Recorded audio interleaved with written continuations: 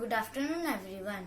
Today I am Harshit, student of St. Mary's Public School of class 5th. Now I am going to perform a presentation on birds. Let's learn about beak of birds. Different types of birds have different types of beak. Birds do not have teeth, they have beaks. A bird uses its beaks to catch and eat food.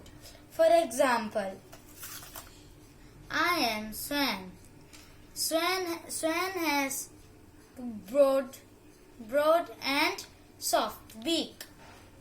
I like to eat fish. For example, like this.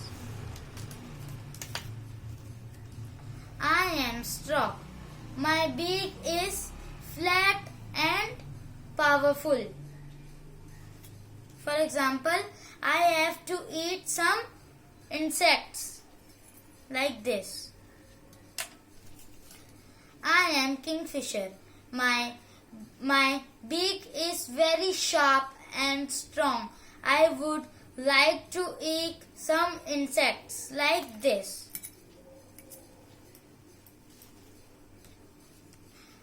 I am flamingo.